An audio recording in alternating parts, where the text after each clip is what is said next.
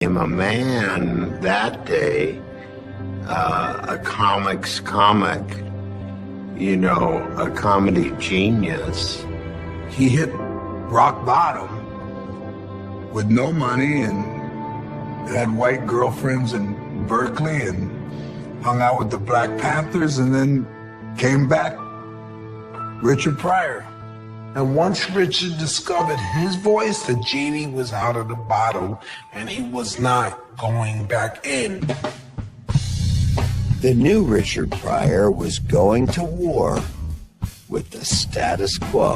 Yeah, two grab your legs, one grab your ear, and snap. Oh, shit, you broke. Can you break a nigger? Is it okay? Let's check the menu. Yep, page 8, you can break a nigger right there. And his weapon of choice was his vocabulary. The point was to use the language as a weapon, to use the language to draw attention to, you know, these larger social issues. And, you know, as is often the case, a lot of truth is said in jest. The word nigger is not a person, it's a personality. And that's what he was talking about. Richard Pryor said the word nigger describes our own wretchedness.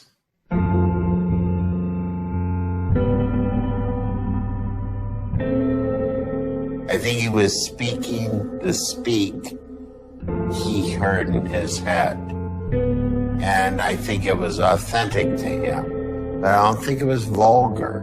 I don't think he was trying to be vulgar. I don't think he was trying to shock anyone. I think he probably spoke like that all the time.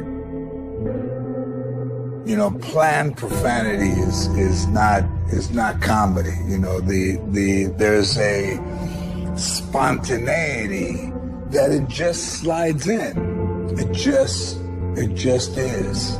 And it's not planned. But Richard, when he did it, there was some substance there. There was a meaning and a reason why he used it. There's a filter. Frustration in the projects. Poverty, frustration, and Sapotagate, that's where it comes from. People use those words when there's frustration and all that, and poverty. I'm from that. Richard was from that. Black funerals are different than white funerals, right? Black people let it hang out at the funeral. They don't get it. Wow!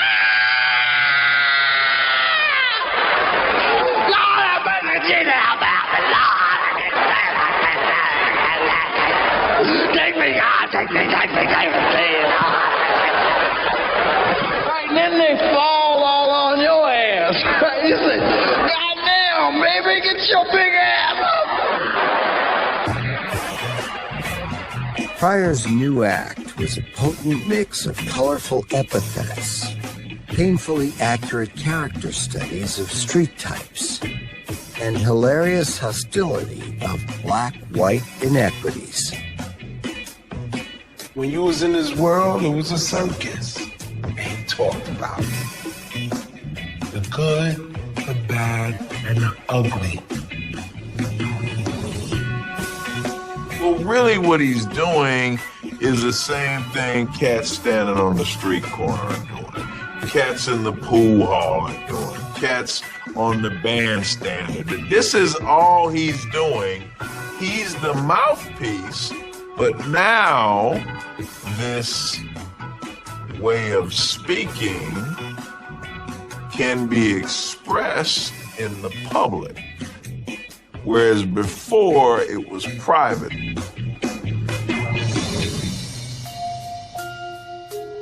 Pryor had struck a raw nerve in the part of America that was still living in denial over its prejudices. So the reason people are upset is because these private conversations that black people were having amongst themselves were now being broadcast through the public. Richard was like the megaphone. Now, that might not make people comfortable, But that was Richard. And Rich was like, well, this is where the fuck I'm from. This is what I've been through. This is my life. I'm gonna tell it. And audiences ate it up. You could disagree with it, but you couldn't ignore it. He made it so that you had to deal with these ideas that otherwise people would prefer to sweep under the rug. He was so in your face. He was so blunt. He was so direct, but that's part of the politics, to force people to deal with it one way or the other. Much to the surprise of record executives, Pryor's career soared. African-American audiences loved him, but white audiences purchased his albums as well. You told the title of the album. I can't say The title of the album is That Nigga's Crazy. And don't that nigga look crazy?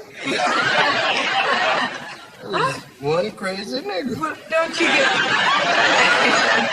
See, now you can just say that and try Yeah, to... well, if look, I said it that, used would to you be, get mad? I'd punch you out. Before Richard Pryor, no rapper or no one could publicly use the language that Jay-Z and others have used to make themselves millionaires. Before Richard Pryor, no one could even begin to use language in the way the rappers did. Richard was the pioneer on that level. Locked and loaded with the most controversial and profane act in stand-up comedy, Richard Pryor is on the fast track to stardom. He brought black and white audiences into the same arena, sitting next to each other while he did an impression of white people. And not too many people had done impressions of white people at the time. And it was a very, very funny thing. Yeah, come on, peckerhead. Son of a bitch, come on.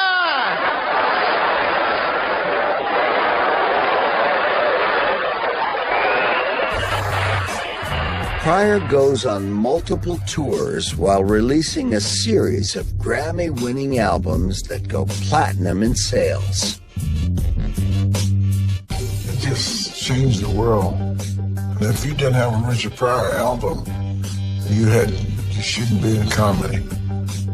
I mean, you should listen to those albums today, and they'll still make you laugh.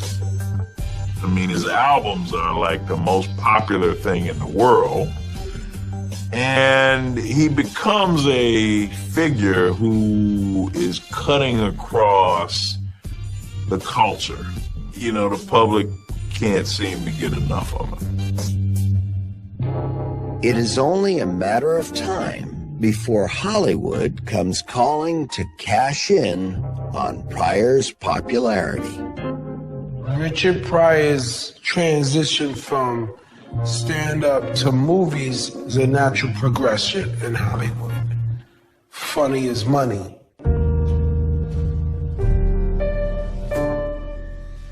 In what could be considered the biggest break in his career, he is cast to play opposite Diana Ross and Billy D. Williams in Lady Sings the Blues.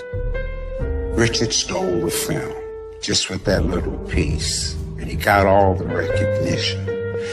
And it didn't go Billy's way, and nobody really was talking about Billy in the film, even though he did a great job. They was talking about who's this new guy, Richard Pryor.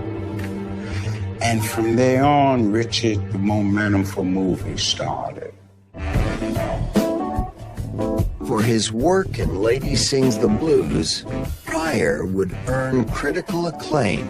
You know, the transition from stand-up to film wasn't hard for him because he had a naturalness and he had a depth that, you know, actors try to find.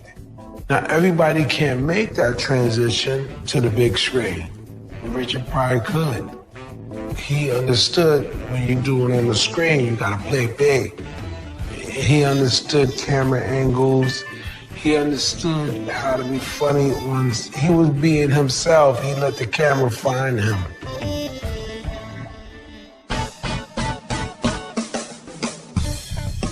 He soon has a thriving career as a supporting actor in films, including Uptown Saturday Night, the Bingo Long Traveling All-Stars and Motor Kings, and the 1976 release Silver Streak.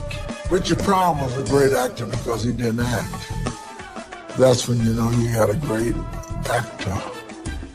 The greatest thing about Richard Pryor is that as great a comic as he was, his movies were completely different. Like he was a completely different person in the movies.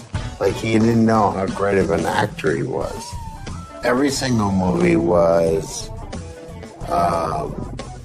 its own sweet thing. Richard expanded the vocabulary of black types as far as Hollywood was concerned. In Greased Lightning, he portrays Wendell Scott, the first African-American stock car racer. Then he ambitiously played 3 roles in Which Way Is Up.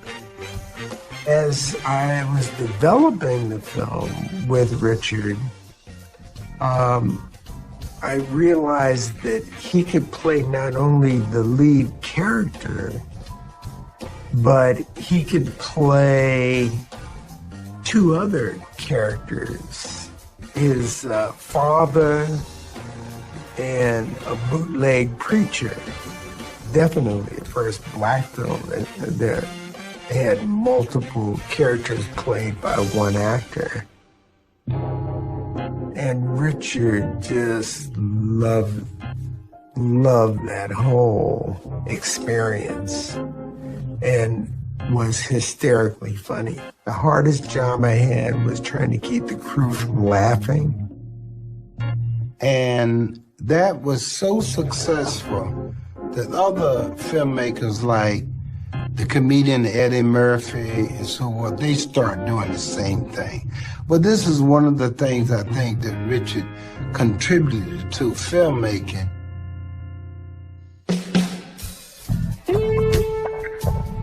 He is the hottest act in popular culture, bar none. Black, white, music, film, what? Richard Pryor is the guy.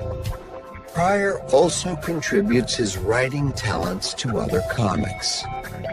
He writes bits for The Flip Wilson Show and Sanford and Son.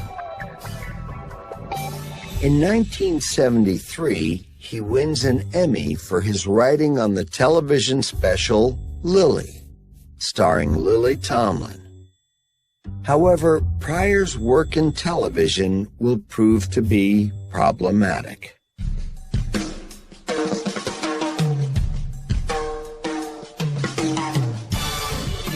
He was tapped to be a guest host on the first season of Saturday Night Live. Lorne Michaels really wants Richard to be the host of the inaugural show, which tells you how significant Richard Pryor is at that moment in 1975. NBC's nervous. Network executives and affiliates think Richard is too dangerous to put on live television. Richard had a history. He couldn't get insured for Blazing Saddles, which he wrote with Mel Brooks, but they end up picking Cleavon a little because Richard has his reputation of fighting and drug usage. It was live, and the Richard been live. Once you walk out, those lights come on that audience.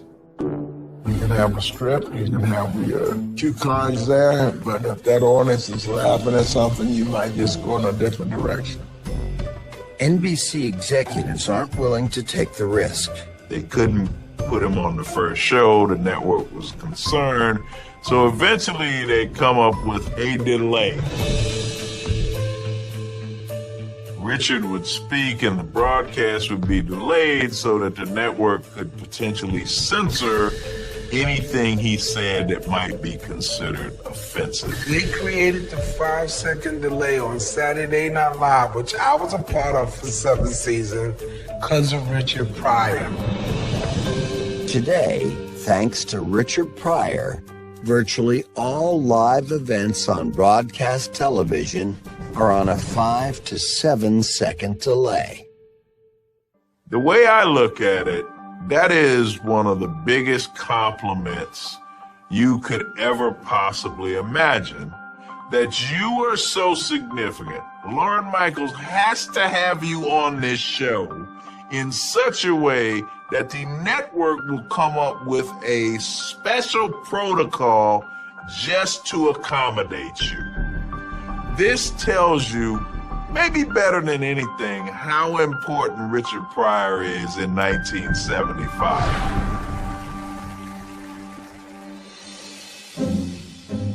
Even with mixed reviews on television, one can't deny Richard Pryor is a comic superstar at the peak of his popularity. But despite his success, Pryor's personal life is spiraling out of control. In being a comedian, you don't trust a lot of people. You don't let a lot of people into your life. Our lives are way different than everybody else's. You know, we're gone and we come back and people have lives and people have kids. And, you know, if we get involved with somebody, somebody's going to say, why are you always gone? Why do you drink so much? How come you're always quiet? How come we don't talk?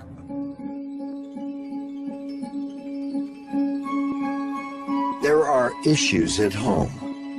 Pryor was married 7 times. He loved women.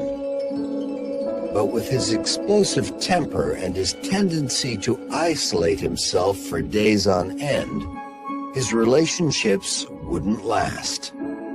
I dare anybody to tell you honestly that they get off stage and have a better life off stage than they do on stage. There's no fucking way that somebody's gonna tell you that's been doing stand-up for a living that their life is better off stage than it is on stage. Your things might be better, your house might be better, your car might be better, but we suffer. So you need someone to come into an understanding. The very thing that attracted me to you, I support that and continue to do it, as opposed to what attracted me to you, stop doing it. And so that's where the conflict with a lot of wives came in at. Pryor is a chain smoker and a heavy drinker, which leads to a heart attack in 1977. But Richard Pryor's real demon would be drugs. Richard was a part of the drug culture. His time it was cocaine. Pryor has been using cocaine since the early 1960s. Richard was a junkie. He's a dope fiend. In terms of indulgence, Richard was the kind of person that would always go to the deep water with him. And that's always the dangerous place. $100 a day habit is now costing hundreds of thousands of dollars a year. There were drug dealers at times, and Richard would even say it again in his comedy, but I know because I was there, that would say no to him. And they had all kind of drugs, but they would say no to him because he didn't come and buy a gram or 2 grams. So he would buy your whole supply. In 1980, Pryor is freebasing cocaine, using volatile ether to help light the drug for smoking. It would prove to be a near-fatal combination. Richard Pryor, the comedian and writer, was badly burned in an accident at his home in California last night. The burns cover the upper half of his body. They are severe enough to endanger his life. By all accounts, Richard Pryor should have died on June 9th, 1980. I was there when Richard burned, but I didn't know it was Richard. And when he ran past me and ran out of the house, and then I realized that was Richard. The Los Angeles police report states Pryor was burned while freebasing cocaine.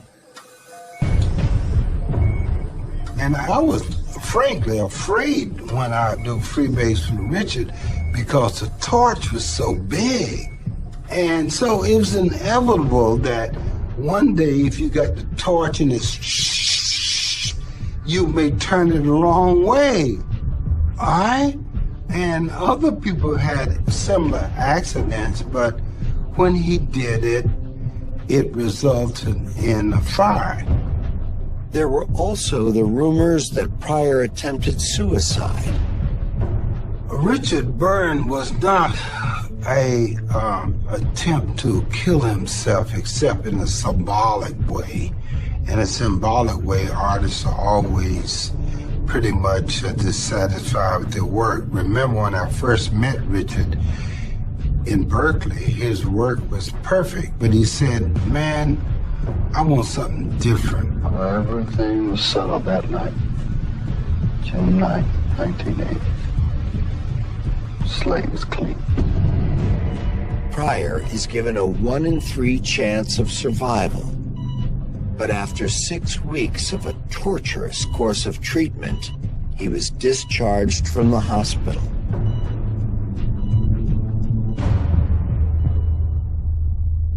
All the people you ever heard of freebasing, have you ever heard of anybody blowing up? Why me? In 1982, Richard Pryor returns to the stage in one of the greatest comebacks in entertainment history.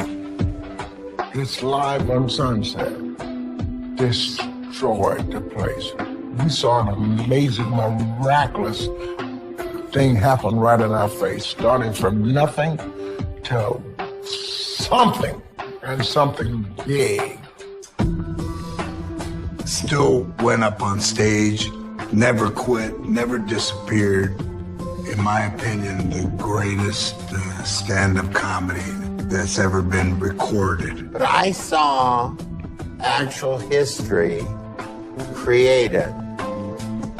I saw a guy build the most beautiful Maserati on stage, you know, and drive it out of there. Filmed 2 years after his near-fatal freebasing accident, Live on the Sunset Strip featured a no-holds-barred Pryor telling all about his near-fatal drug addiction. I did it so bad, dope dealers tried not to sell me nothing. Now that's doing it when dope dealers say, man, I ain't gonna give you no more of that shit. When he burned, there was somebody he owed like $300,000-$400,000. And 2 or 3 days out of the hospital, he's like, here, take this to so-and-so, you know, give me money. And I was like, burned up, man. They don't really don't case it now. And he insisted that they got paid. I don't think he celebrated the drugs in that thing. But I think he said, I became a slave to the drugs. I mean, I was standing there on fire and some said, Why, that's so pretty blue.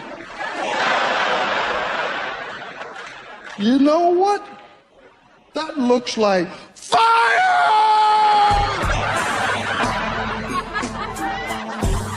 Live on the Sunset Strip not only revealed Pryor at his most vulnerable, it also proved to be a turning point for a man known for his provocative vocabulary. Pryor would detail a life-changing trip to Africa that would forever change the way he referred to fellow African Americans. And the voice said, do you see any niggas? I said, no. I said, you know why? Because there aren't any. So that's when Richard, like Malcolm X, began to see the difference. And it made me think, oh my God, I've been wrong. I've been wrong. I got to regroup my shit. I said, I ain't gonna never call another black man nigga. It was like when Malcolm came back from abroad and said he had prayed next to white people and he didn't know it was like that because he was told one thing. That word's dead. We men and women, we come from the first people on the earth. Pryor's decision to stop using the word in his stand-up comedy will become yet another controversy in his always controversial life. And so when he shared that, you had a lot of Hollywood that didn't like it. He was attempting to change from the nigger he had been in the 1970s to a mainstream black movie star in the 1980s. I think Richard wants to be mainstream, and if he doesn't want to be mainstream, he certainly wants mainstream money. I didn't think Richard really changed much after he came back from Africa. It was only out of usage from the public, not necessarily from Richard. But I have always said, the minute Richard Pryor stops using the word nigger is the point at which he was no longer funny. Because you cannot stop doing something like this when your whole identity is predicated upon this as a central part of who you are. Well, that would mean you could just do an album saying that word and you have a hit, so that wasn't the truth. Pryor continues to perform stand-up comedy, but in truth, he dedicates the rest of the 80s to starring in many Hollywood mainstream films, including The Toy, Brewster's Millions, and Superman 3, where he earned $4 million, reportedly more than the film's leading man, Christopher Reeve. Richard Pryor, Hollywood superstar, was now one of the highest-paid African-American actors of the time. He was doing them for money, you know, and his heart really wasn't in it. In 1986, Pryor appears on The Tonight Show with Johnny Carson. He shocks the audience with his emaciated appearance. This being 1986, the rumors soon pointed to AIDS. Pryor is forced to reveal that he suffers from multiple sclerosis, a degenerative disease that attacks the central nervous system. You know, MS, it came out of nowhere. You thought of all the other things that could have happened to him that didn't happen to him, and this mystery disease, MS, is what took him out. When he became ill, that must have been very hard on him because comedians are so used to doing anything they want to do. From that point, every time you saw him, He was thinner and deteriorating more. Staying true to his fighting spirit, Pryor keeps performing. He still got the calls. Come talk about it. You know, we want to do these movies. Pryor will star in several more films, including Critical Condition, See No Evil, Hear No Evil, and Harlem Nights. So when you get to the late 80s and Eddie Murphy's doing Harlem Nights, to put Richard and Red Fox in, I think it's great because it sort of ties together the tradition. But at this point, I think Richard's best days as a performer were long gone. By 1990, it is painfully obvious that Richard Pryor is a very sick man. He suffers a second and more severe heart attack and undergoes triple heart bypass surgery. He will remain confined to a wheelchair and a powered scooter for the rest of his life. But he refuses to stop performing stand-up comedy. You was up in a wheelchair, so roll him up there. You was still laughing about that. Telling jokes. I know y'all laughing at me in this wheelchair on stage. That's okay. Still had a great sense of humor. He was hooked on laughter. Of all the drugs that Richard did, he was hooked on laughter. To use MS as material to describe MS killing your penis and destroying your muscles, but also to make no bones about the fact that he was sick is you know, what he always was courageous. As Pryor's multiple sclerosis begins to take its toll on his body, Richard spends the remainder of his life in his home. I guess for me, it was as close to watching a friend on a battlefield get wounded and you can't stop the bleeding. You just watch him slowly slip away. On December 10th, 2005, Pryor suffers another heart attack, and the attempts to resuscitate him failed. At the age of 65, Richard Franklin Lennox Thomas Pryor passes away.